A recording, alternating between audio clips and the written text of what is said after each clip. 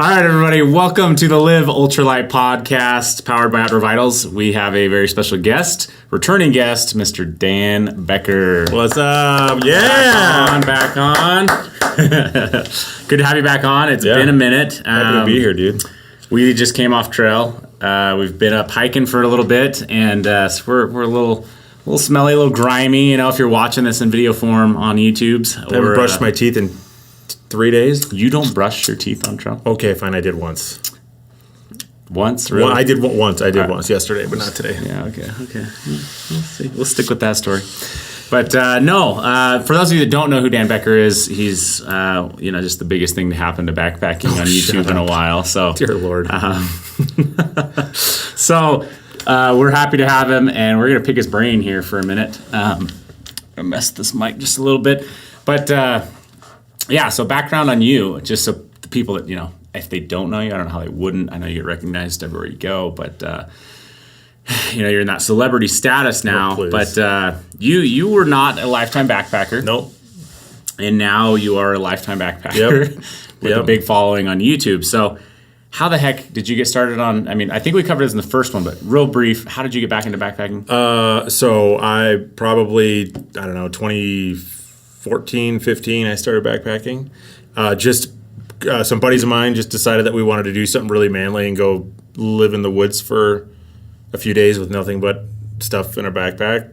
And that's literally how I discovered backpacking. Because I'm like, how am I going to do this? I better YouTube it. Tell me the truth. Were you trying to do the bushcraft thing, or were you actually backpacking? No.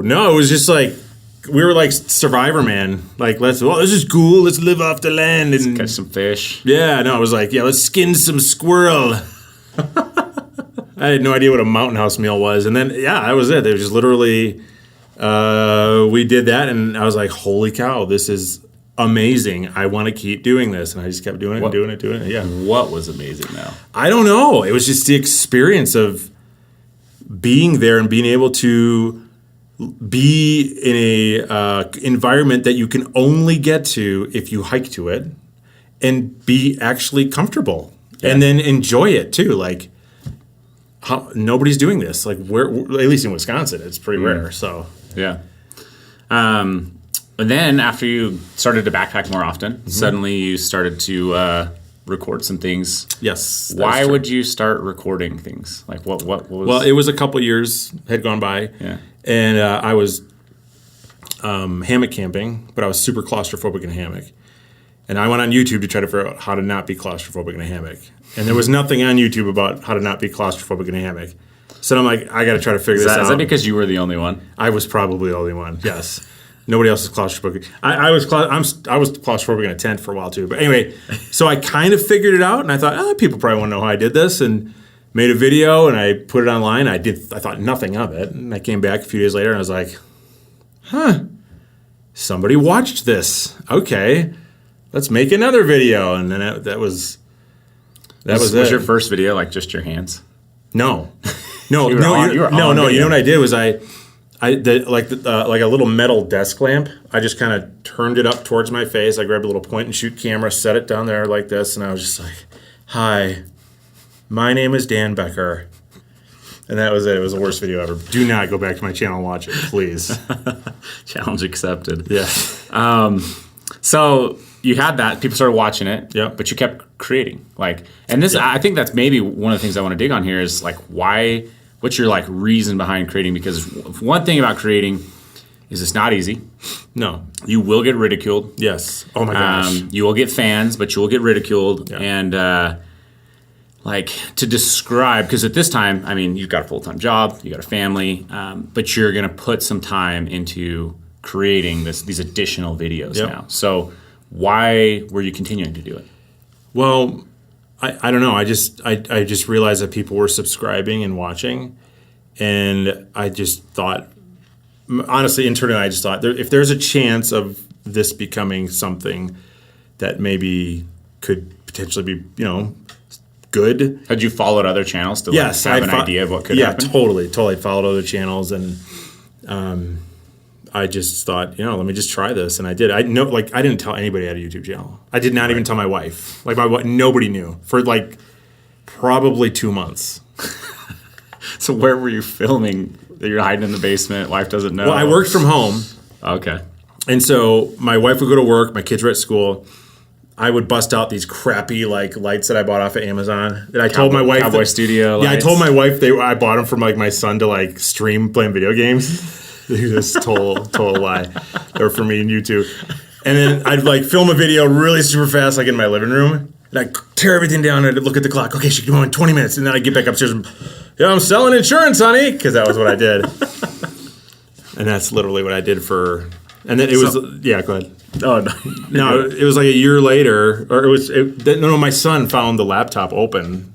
And it had like my YouTube stuff up, like statistics. And my son was like, Dad's got a YouTube channel. And then it was like, yeah. That's literally the reaction I got. My entire family. I was so embarrassed. And I love it. I love that.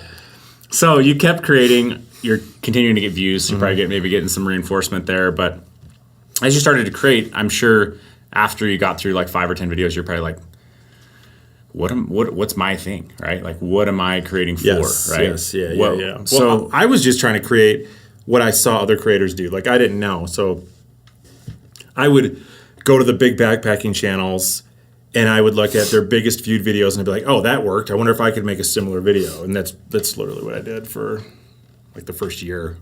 Okay. On YouTube. Yeah.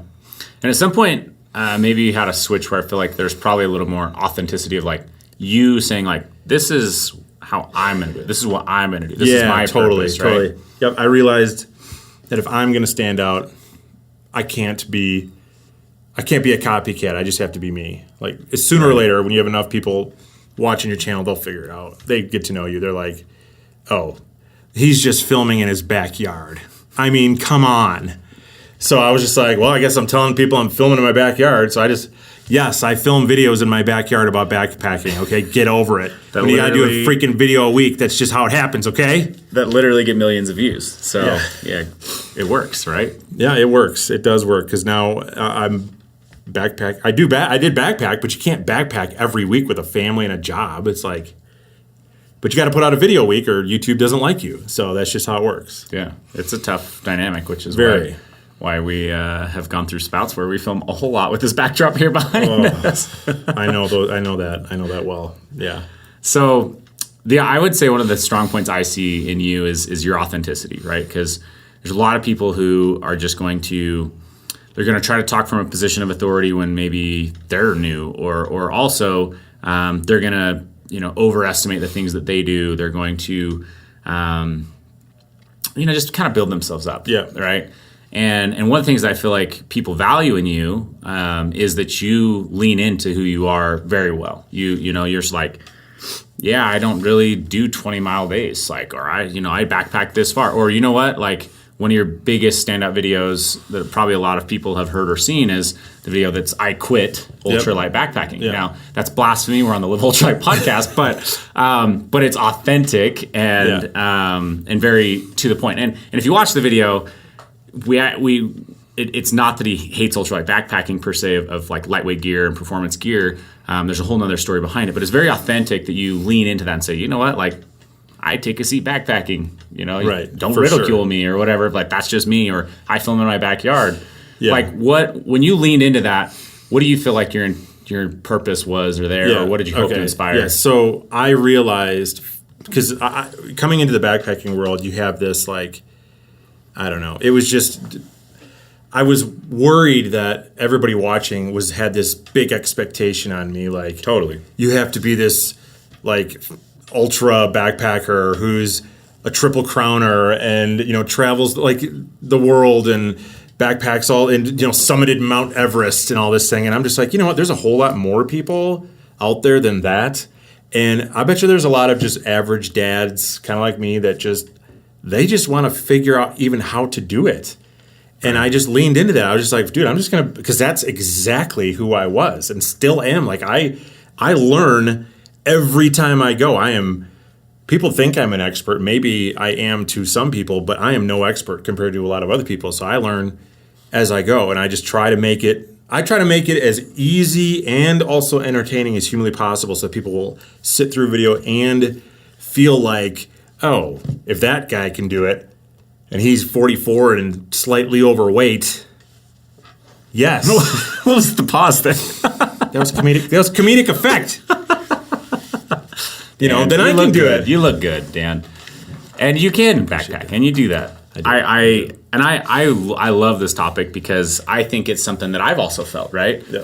Starting company, running a company, you've got these guys out there, they're like, oh, I've hiked, the AT and I've done this and done that. And there is no like set standard of like a good backpacker versus a bad packer or an experienced backpacker versus, we were just on the AT, right? And obviously I've been backpacking for years now and spent a lot of time on trail, but going on the AT, we talked to a whole lot of people that still are figuring their crap out at 500, 600 miles on the trail. Totally. Really weren't sure of a lot of things, very uncertain. So it like just because you've thru hiked doesn't make you a great backpacker. It's a lot of trail time. It's a big deal. It's a huge badge of honor. But I do love to put my foot down and say like there's no pedestal here. There's no pedestal for anyone who's, whether it's you've hiked the PCT or the AT or whatever, or you've hiked in your backyard your entire life. Doesn't mean you're smarter, better hiker, whatever 100%. It is. And in fact, for guys like us, I often love to encourage people to look for the hikes that maybe it's a through hike of a specific mountain range. Like if you want to go do something big, go do the John Muir Trail. That one's really popular, so that one might be hard. Go through hike through the San Juans. Go through hike through the Uintas. Go through hike the Smokies. You know what I mean? Like section. Yeah. It's still a big deal, but guess what? Like that's practical for a guy with a job and a family, and all of those things, right? I get asked all the time, are you ever going to through hike something? No, I have zero desire. That's not how. I don't enjoy that at all. Like my idea of a great backpacking trip is, I am not going to kill myself on miles because I have nobody to impress at all, unless they're watching my videos, I suppose, and they're just expecting that. And I just want to get to a campsite and have it be amazing and remember the experience and love it. And I don't want to feel like garbage. Right. You know what I mean? I don't find any fulfillment in that, and I don't want to be. I have no desire to hike the Appalachian Trail or the PCT or anything like that. I don't think there's anything wrong with it at all. I think people that do that are amazing. Like that is a huge feat to be able to do that. But I just want to go have fun. That's literally all I want to do. And I know, based on what I see from my viewers, there is a ton more people that want to do that than want to be a ultra super live on trail backpacker. I mean, it just is. The market is way bigger when it comes to that. So, I think leaning into that was really cool. And I think, like you say, a lot of people stood up, raised their hands, subscribed to your channel, and said, "That's me. That's how I backpack." I felt like an AA meeting. Hi, my name is Dan Becker, and I just backpack really short. No. Now I want to get into a little bit of like, what have you learned, I guess, through this process of both YouTube and just backpacking? Like, how much have things changed for you? We'll say from 5 years ago till now. Oh my gosh. That's a big open-ended question. So oh my gosh. I can guide here if you've got something that doesn't come straight to mind. But yeah, I mean, no, like, well, just first of all, when I saw that there was because I owned an insurance agency, albeit very small, I operated it out of my house. So when I say that, people are like, "Oh my gosh, insurance agency," and it was really small, but it was enough to raise a family on. And then I go to my wife and I'm like, "Honey, I think I want to sell the business and be a full-time YouTuber." Like, have that conversation with your wife. Just see how it goes. I dare you. Like, it was not a easy conversation, but we made the decision and we did. And I'm beyond grateful that we made that decision because my life has completely changed. And to be somebody who 5 years ago, just lived a normal average life, and now here I am in YouTube, and it's just a different world. It's a blessing and a curse. I mean, because it's awesome, but now I'm traveling a lot. I'm doing lots of things. I'm very busy. Like people think. You're self-employed. It's kind of the way you look at it, and it's like you make a video a week and you throw up some shorts or whatever, and they're like, "Oh, how hard can that be, dude?" It's hard. I've got one guy working full time for me, and I'm ready to hire a third person. Like that's where we're at because it's just that busy. And we want to be the best. We want to do well. We want to be something that people will continue to watch, not something that somebody's going to eventually just move on from. Right. So, well, your YouTube channel is obviously pretty fascinating and interesting to be able to grow the way it's grown, and to get the views that you get, and to be able to tap into all of that. I know a lot of that, not a lot, but some of that is just your knowledge and dedication to learning and improving on YouTube and stuff like that. But a lot of it too, I think, is you've got some other magic going on, I guess, behind the curtain. That I'm trying to think of how to say this, but like you in and of yourself, Dan, have something inside you that makes you different, right? Like there's something that's driving you, whether it's driving force, whether it's like personality, whether it's you know what I mean? Like there's something in there that's just clicking different, because otherwise every other YouTube channel would be there. Like in your mind, when you look at yourself internally and you're just like, you know what, this is what I think I've done differently in my life that has led to these kind of results and opportunities and stuff like that. What do you think that is? Like, well, okay, so I just try to, especially on YouTube, legitimately, I try to be the person on camera that I really am in a real life. Like I do not want to be a different person. And I think that authenticity comes through to where people see that and they don't think I'm a fake, I hope, a fake person, because as you are well aware, I screw around way too much. It's just how I am. And so what I'm saying is screw around in life and you'll be a great YouTuber. No, that's not what I'm saying. I'm just saying that being who you are and not trying to be somebody else is helpful, depending on the niche that you're trying to be in YouTube.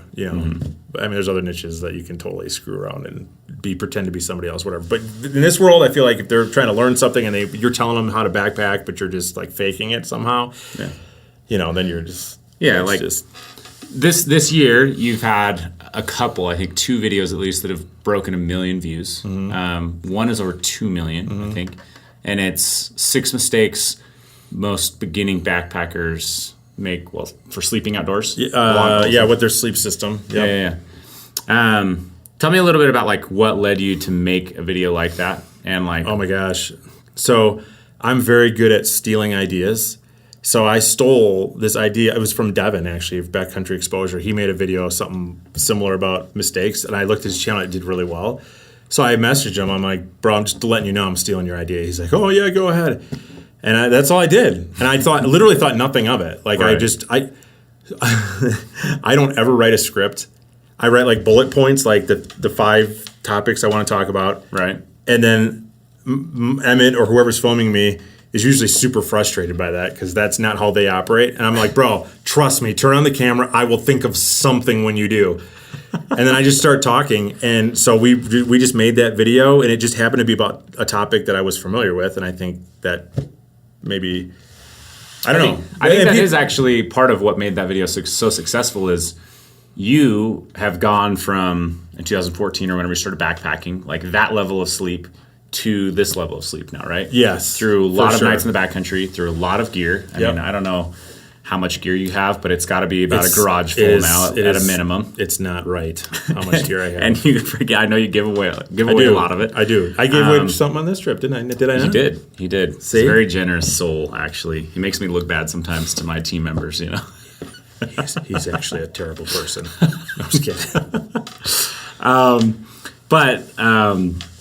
Yeah, back to it. Like that's something that you have some expertise in, I would say. What do you feel like just to go through that really quick, like what are those tips that you gave in that video that you found the most impactful to your sleep? The biggest tip was for people, because it was sleeping in the cold was more specifically. So was people not realizing that their sleeping pad is half of their sleep system, and people don't, especially tenured or matured backpackers or whatever you call it, always comment on my channel like, oh my gosh, how do people not know that? This is the worst video ever. But then you get, because they're just, I'm not talking to you. Yeah. You are not the person I'm talking to. Like I'm literally talking to the Dan Becker from 2014. Mm-hmm. That's how my mind thinks for Right. every single video. What would I have wanted to know before I went on my first backpacking trip, even if it's my 50th backpacking trip, because it may take 50 backpacking trips before it snaps, and I go, oh, my sleeping pad is the problem. Like, I'm sure there were a lot of people that had great night's sleep because they realized I should probably buy a better sleeping pad after watching that. So that was probably, and then I made a short out of that did really well too. So I think that just, because everybody wants to sleep good out there. Like, that's probably one of the biggest fears. I would say that's one of the most common things to hear is when you talk to someone who's like, I'll never go backpacking, and then like say fill in the second part of that sentence. I feel like most of the time it's, I froze while sure. sleeping, right? Or like, man, I slept so bad I froze. Like that's the end of that sentence most of the time, right? Yeah. And I would agree. I mean, we put out a video, 80% of backpackers are doing this wrong, and it was about their sleeping pad, right? Because they all email in and say, hey, your sleeping bag isn't rated right. And it's like, what did you sleep on? I slept on an air mattress. Oh, well, that couldn't be overcome by a negative 50-degree bag. Like, you're still going to be cold and uncomfortable, right? I know. So that's a huge one. I know you're a double pillow sleeper. I'm a double pillow sleeper. I am a double pillow. I sleep with one under my head and I prop myself up with one, okay? Because I do that at home. Yeah. So I know instantly whatever I'm doing at home, I want to mimic in the backcountry because that's how I'm going to sleep better because my brain will be tricked into thinking that I'm probably laying in my own bed at home. And then I sleep better because of that. So that's all I'm trying to do is emulate what I do. Like, he made fun of me for my white noise. I have an iPhone app that plays a fan. It literally plays a fan, like a fan noise, because I sleep with a fan at home. I don't know if I'd made fun of you. It did help with your snoring on trail. I literally cried for 3 hours after he was making fun of me. Dan. If anyone cried, it was Emmett. Emmett's Dan's video editor, and He still can't figure out how to sleep. Third backpacking trip, he's still complaining. He'll get it. Get it. Wait, you're telling me all your experience? Yes, that's exactly what I'm telling you. He is unhelpable. Oh man, Emmett, if you're watching this, we'll figure it out. We will. I promise. We'll get it eventually. Yeah. We talked to him in the car about just maybe adjusting his exptations of sleeping in the backcountry, but no, we had a pretty good story too that I think scared him a little. So he was up in the night, waiting for someone to walk into camp or whatnot. But no, let's shift gears a little. I think your YouTube channel is absolutely fascinating. I love the fact that you are someone who've never backpacked to someone who's avidly backpacking all the time. Obviously, that's one of the goals of this podcast. Is to just help people get more exposure to the unknowns, and then the less unknowns you have, the less fear you have, the more likely you're to go out there, or just simply just have better experiences on trail. If you're going out there. We're twinsies. If you haven't noticed, sorry. It's true. It's true. This is the Outer Vitals hiking uniform. Apparently, I did give him the choice of 2 other colors, but he wanted to match me. I like this. Yeah, it's a good one. It's a nice one. It's the altitude. It is. It's super. It does not feel hot. Yeah. I was blown away. I thought this would feel hot in the sun. It does not. Yeah, it's light. It's really, really light. Yeah. It's a good piece for sure. Okay, I did not mean to interrupt you, but I just want to throw that out there because that's how my brain works. Severe ADD. I think that's why we get along. I've definitely got an element of ADD. I try to rein it in as much as I can. Yeah, I tried. I gave up. But I haven't got a diagnosis, so I can't really claim it, I just severely believe I have ADD. Yeah, exactly. But no, tell me about a backpacking trip where you just finished it and you're just like, holy cow. Like, maybe it was an amazing trip and you just looked at your gear and you're like, I nailed the gear, nailed the system, and you just walked off trail feeling like maybe a little accomplished or something like that. You got a trip that comes to mind? Yeah, I think last year I backpacked what's it called? Oh my gosh. Oh, the Beaten Path Trail in Montana. Amazing, by the way. And I really put a lot of time and thought into my gear because I was going with buddies of mine. And, dude, I nailed it. Nailed it. What changed? What changed from 2014 to that trip for you? Were there specific pieces of gear or specific changes that you made that you're just like, man, that made the biggest difference for me? I had backpacked in enough places to know what I really need versus what I think I need. So I stopped packing like, the old, it's like you're packing your fears, I feel like I didn't do that. So I just, like, every piece of gear I used and I needed, and it was the right everything. We even brought a tarp. Like, it was the only trip I ever brought a tarp because my friends were freaking out. Like, you got to bring a tarp because it might rain. I'm like, you guys, it's not going to rain. Dude, it freaking downpoured. And it was like, I was like the man of the hour when I busted out the tarp and we were all like sitting under it. Yeah. So. So wind smooth. Yeah. It's good hike. Got up in there. Yeah. I guess you're going into the backcountry on something like that. Yeah. Getting out there. That's awesome.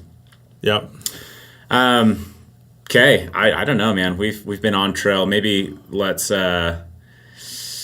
I don't know, Dan, you create so much content that it's like people can really get to know Dan by just going to his YouTube channel and subscribing. We've obviously been friends for a little bit. We've been going on trips for, is our third time now? Third. This is like, What'd you think of this trip? It was great. Yeah? Yes, dude. This was like Dan Becker fully approved. Like, hike minimal miles, fish at every lake. Like, it was attempt to fish every lake. Narissa, I think, corrected us that we should have called it angling because we weren't actually catching any fish. Some of us were, not me. But yeah, it was just like, it was one where you didn't like, oh my gosh, we got to get up at 6 o'clock because we've got 20 miles to hike and it's going to be dark by 5 or something. No, it was just like, where do we want to go today? Yeah. It was fun for sure. Favorite place to backpack? Favorite place to backpack so far has probably been Montana. Okay. So far. Awesome. Favorite piece of gear? No biased in here. Favorite piece of gear. Someone's going to go buy a piece of gear tomorrow. What do you say? OMG. I know you don't really do that because you review like a million. Yeah, I don't know. Biggest upgrade. Okay, how about this? Average backpacker, biggest upgrade they could make in their pack. Their sleeping pad. Okay. How many miles a day should a new backpacker start planning? Less than 10. Okay. Depending on where you live. Yeah. If you live in Wisconsin like me, like 10 max. If you live out here, like 5. For real. Altitude is a game changer, especially don't be over ambitious. That's the biggest problem most guys have. They watch YouTubers who hike 30, 40 million miles. And then they're like, oh my gosh, that's what I'm supposed to do. And then they're out there and they hate it because they want to die after 5 miles because they packed way too much crap and their back hurts and they got blisters and they give up. It's like, dude, don't do that. Yeah. Go the mileage that is comfortable for Absolutely. you. Right. And if you don't know, start small. Exactly. Up it very incrementally. Yep. Favorite video you've ever made? Favorite video I've ever made? Oh, geez. It was probably... I like my favorite videos are the fun, like when I try to be funny. Yeah. Like I don't think I'm funny, but some people think I'm funny. So like the one where I was playing the Ultralighter, the hey can I try that guy, and the the other guy. Like that was a fun video to make. I thoroughly enjoyed. Did you? That Okay, one. good. Yeah, okay, good. the can I try that guy was like my favorite persona. The ultralighter was a little too close to home. I love making fun of ultralight people because I love it. It definitely was. I always tell people like get to like a 10-pound base weight and then like add 2 pounds of what you feel like are luxury items, and that's always what I preach. I'm definitely not like the 8-pound base weight type of guy, but also we're going into like bigger, more extreme mountains and stuff like that where it just can get dangerous, I think, to have like an 8-pound base weight. You're not like down in Florida where you can have a 50-degree bag totally. and no extra layers. Totally. But, favorite child? Favorite child? Oh, just kidding. I hate all my children. I love them. I'm just kidding. He's dead serious. Yeah. No, I think we hit it, man. I really just wanted to dig into really what is interesting about you, Dan, I think is everything but nothing. No, just kidding. Is you've done something so amazing on YouTube that most people like. I think it's really easy to look at other people on YouTube and think, well, of course they're going to be famous. They're a triple crowner, or of course they're going to be famous. They're this or this. They just dedicate themselves 110% to hiking So of course they're going to like get views and stuff. And you came in, I feel like, and really flipped that script on its head and said, no, I'm not, we're not going to buy this. This is who I am. I'm going to make videos. And your channel, as far as I can see, is growing faster than anyone else's channel. Well, let me be clear though. That was never my intent. My intent was never to be like, oh, I'm going to try to outgrow everybody. It was just, I just realized that if I figured out who my audience was, then they would want to watch the videos. That was literally it. Right. I feel like you did that. Yeah. And you've been killing it with it ever since. I appreciate that. I think it's a breath of fresh air, honestly, in that space. To see that and just see that level of authenticity. You definitely see guys, maybe even me, I don't know, get into that mode of like, the camera's on, I'm this persona or whatever it is. You really are, as Brigham, our designer, would say, you're the same off camera as you are on camera. Well, that's good. Good.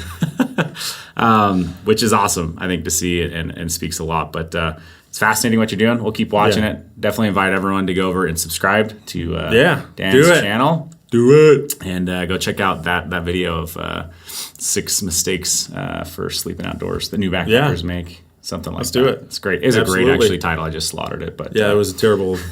I just didn't want to make you feel bad. Anyways, we're going to go ahead and call it here. We're going to go get some dinner tonight and then send Dan on his way. Yeah. Appreciate you coming out and going hiking with the team. Yeah. And coming on the podcast. So yeah. Awesome. All right. Is the camera off? Where's my latte? Give me my latte now! That's Dan for real. So now you've heard it. It was a joke, people.